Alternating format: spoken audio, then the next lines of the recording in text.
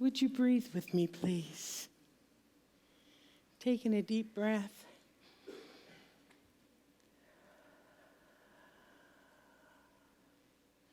And again.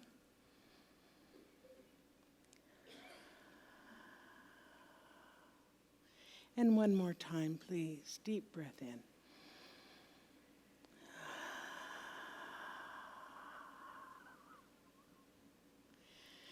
There's a power to breath, too. Just try living without it. So today, February 2nd, 2020, very exciting day. Not only is it Groundhog's Day, which my understanding is he didn't see his shadow. But then the other guy did. So either way, it's kind of this mystical way of predicting the weather, right? A rodent tells us so. Oh, there he is. It's also a very rare 8-digit palindrome, which is something that reads the same backwards as forwards. And of course, it's Super Bowl Sunday! It's practically become a worldwide holiday. Okay, in my circles it is, all right? And all of them fit into my topic today called the Land of Newness. Let me explain why I'm saying that. Groundhog's Day has been around for a really, really long time. It's a long tradition. But think about it. His predictions give us the hope of the newness of spring. Yeah? And the date, 02/02/2020, is the only palindrome of dates in this century. The last time it happened, help me out here because I saw it on Facebook today, was like 900 years ago. And the reason why it's particularly remarkable is because whether you write it in the North American way, which is month, day, year, or you write it in the... Everywhere else. In the rest of the world, where it's day, month, year, it's still the same. So this is a very mystical number here. And even though the Super Bowl has been going for over 50 years, the players in today's game, this is a totally new experience. In fact, many of them were not even born the last time the 49ers were in the Super Bowl, which was 1995, when they beat my beloved San Diego Chargers. Well, now, who was smart, Alec? I'm glaring over here. All right, yeah. I see you, Chili Man. The Kansas City Chiefs, some of the players' parents weren't even born because the last time they were in a Super Bowl was 1970. That's 50 years ago. So for both teams, they are living in the land of newness. I know. Now, speaking of newness, often on Super Bowl Sunday, I do some sort of a talk about the metaphysics of football. Because believe it or not, football is a very, very spiritual lesson. It has lots of spiritual lessons. For instance, it's a game of goals. Aren't we taught in spirituality to have goals, to have affirmations, to have intentions? In fact, the most important place to be on a football field is the goal line, right? There's the 1st and 10 scenario where the team that has the ball moves it in small increments, like in baby steps, to get another 1st and 10 and another 1st and 10. It's all about overcoming obstacles, which often looks like a 300-pound defender who's wearing the jersey of the other team. And of course, there's the Hail Mary pass. where there's lots of praying going on. So I said I often do a talk about the metaphysics of football on Super Bowl Sunday. However, because I'm talking about the Land of Newness today, we're going to do something different. Who's happy? Who's bummed I'm not doing a football talk? Wow. I like the football talk. It's pretty fun. All right, I'm going to remember that on Groundhog's Day.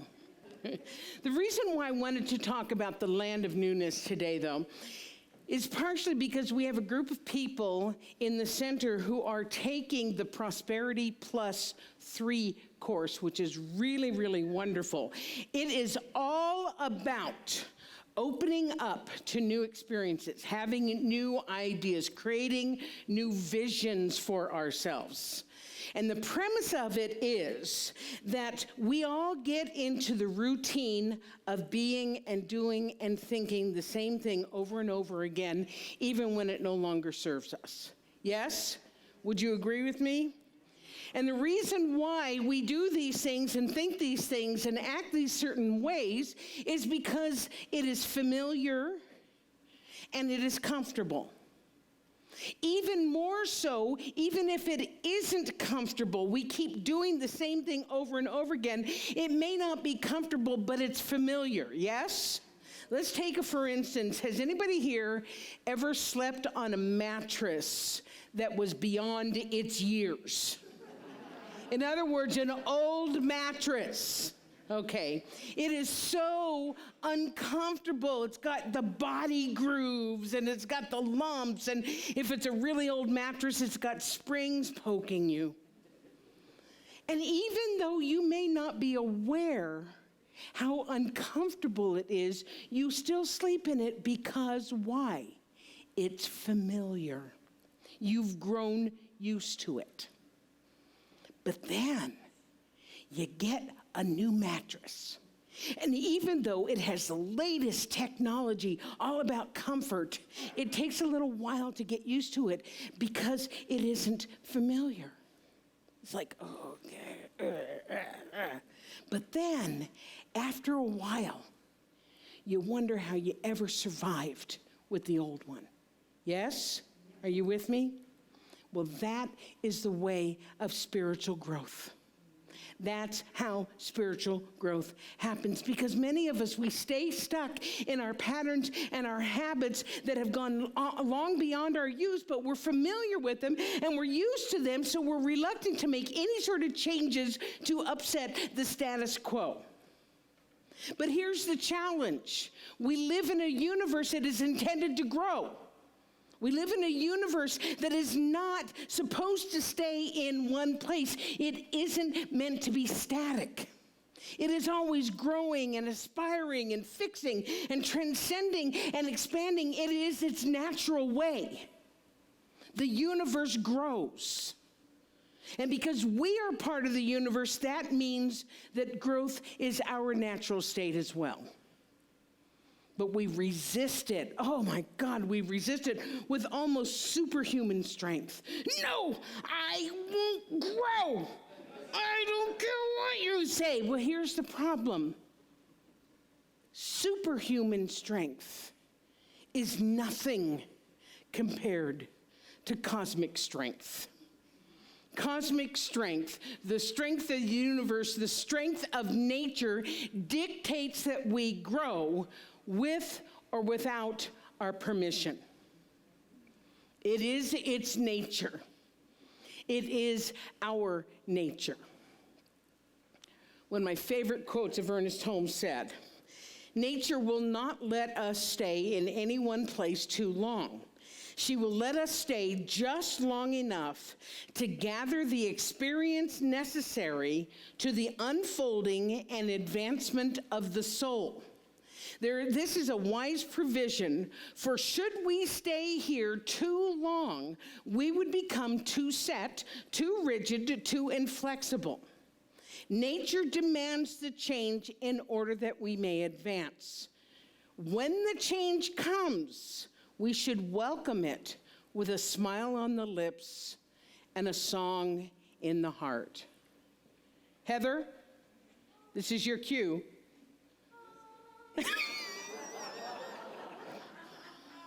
So maybe a smile on the lips and a song in the heart is a little bit much for you, especially if you're going through a growth spurt right now. But the sentiment is true. So why not embrace change? In fact, why not even initiate change and let our lives grow on purpose instead of by default? And you know what? It doesn't have to be a life-shaking change, particularly in the beginning. It can start out by just making a small decision that challenges your comfort zone, challenges your status quo.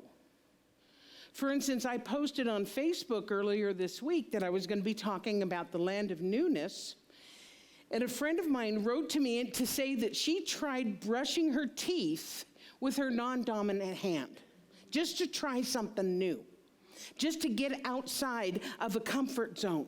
And is that sort of a thing earth-shattering? Absolutely not. It is not earth-shattering, but what happens is every time we do something that's a little bit outside of our comfort zone, we extend our comfort zone a little bit. That makes sense? Are you with me?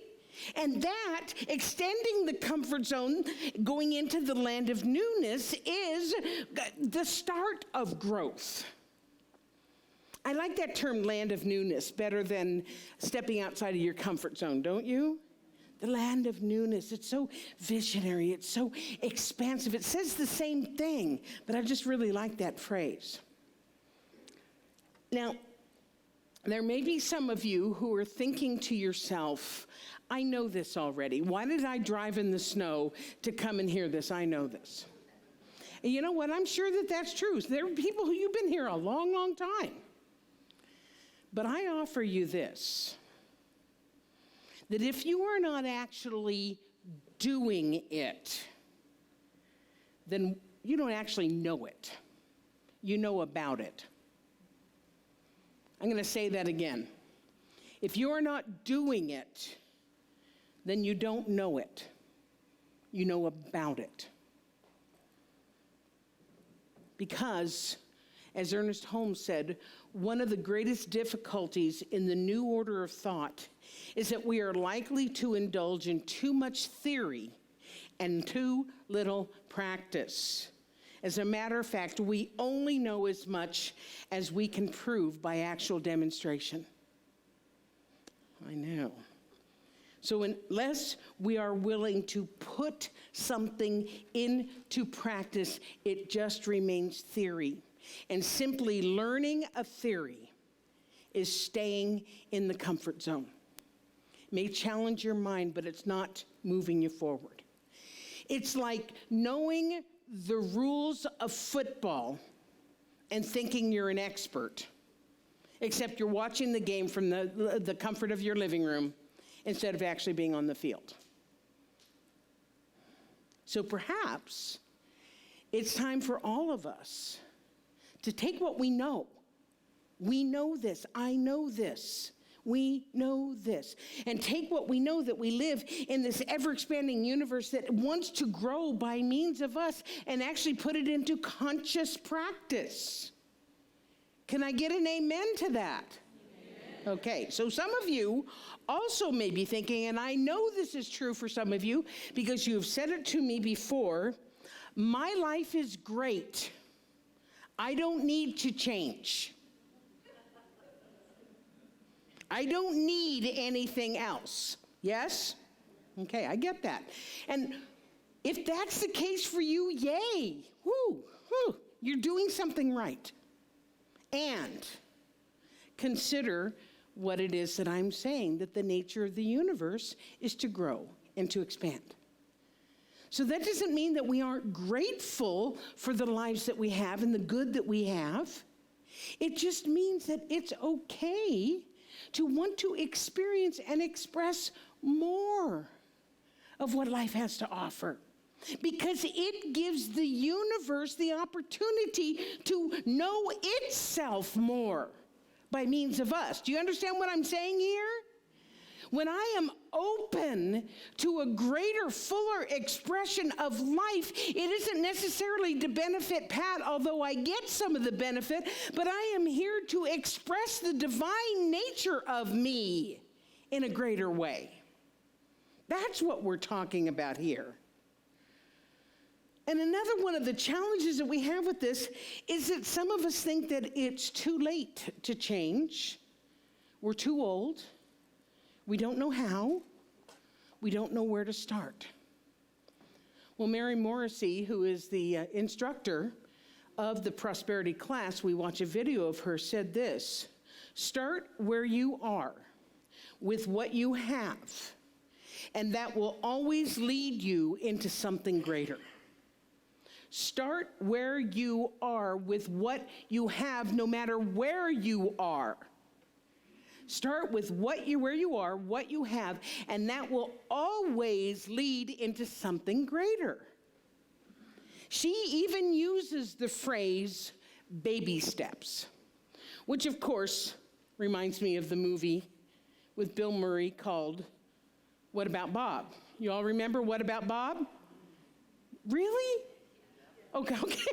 So Bill Murray, it's an old movie. You know, this is Bill Murray Day because it's Groundhog Day and I'm talking about What About Bob? Bill Murray is this man, he's got terrible phobias. He is unable to function in the world. He can't go outside, he can't talk to people, he can't do anything. So he goes to see a psychiatrist played by Richard Dreyfuss, who actually wrote a book called Baby Steps. And the doctor's premise for baby steps is that we can conquer any fear, any obstacle, challenge any comfort zone by walking with baby steps, because eventually they will take us to where we want to go. And I just happen to have a little video clip of that. So here we go.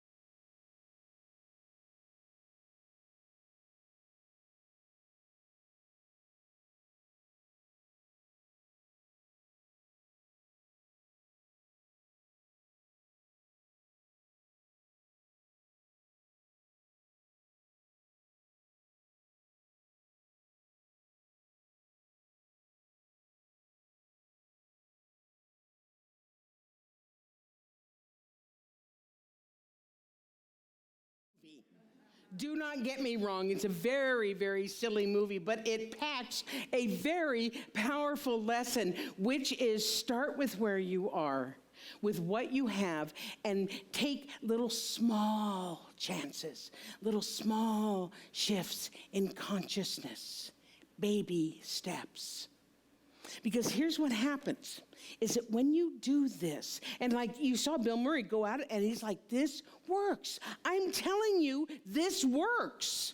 This works, because what happens is that when we take the baby steps and we're able to get out of the room or go into the hallway or do what, the little incremental thing that we're talking about, it raises our vibration. And then it starts expanding our comfort zone. And then when we've expanded our comfort zone a little bit, what happens is we're at a higher vibration so that we can see a more expanded view. And when we can see a more expanded view, we can see more information and more opportunities, and more stuff is coming to us. And that takes us to the next shift and the next shift and the next shift. And pretty soon we realize that we've experienced an absolute shift in consciousness. And that the new way of being is now the normal, natural, and comfortable way of being. Kind of like the new mattress. If at first you weren't comfortable because the new bed didn't have the grooves and it didn't feel like the old one, right? But after a while, you adjusted to the newness. It conformed itself to you, and you conformed yourself to it, your vibe, your energy. In fact, I love this quote by Robin Sharma. We have a normal. And as you move outside of your comfort zone, what was once the unknown and frightening becomes your new normal. So this is a big topic. This cannot be covered in one Sunday talk.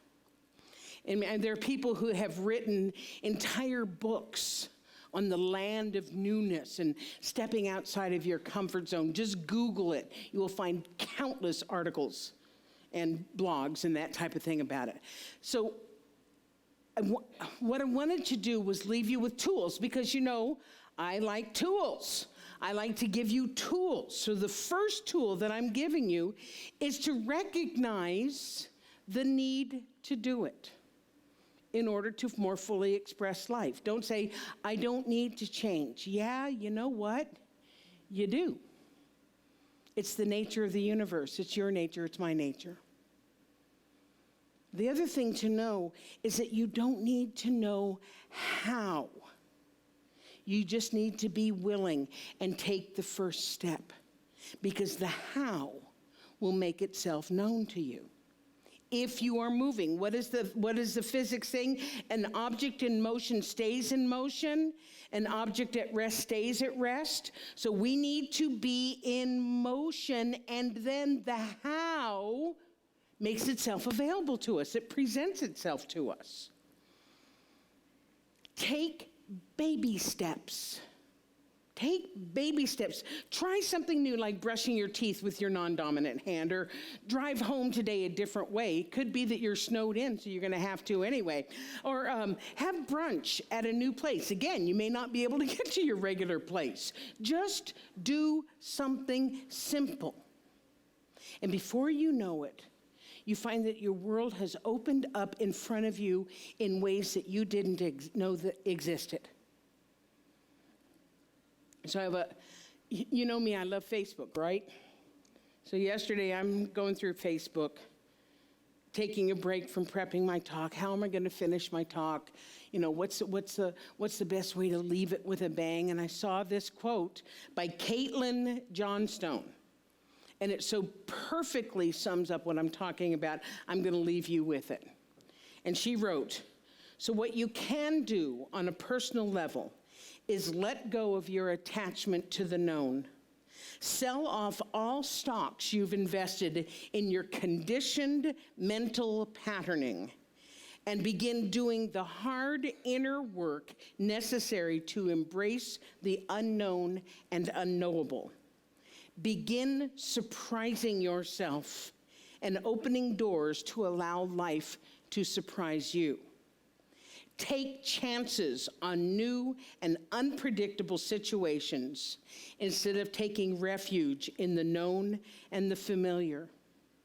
Give less and less interest and attention to your conditioned, looping mental narratives, and more to the uncontrollable present moment in which literally anything can be born. That is what I call the Land of Newness. I love you. Thank you for being here. And so it is.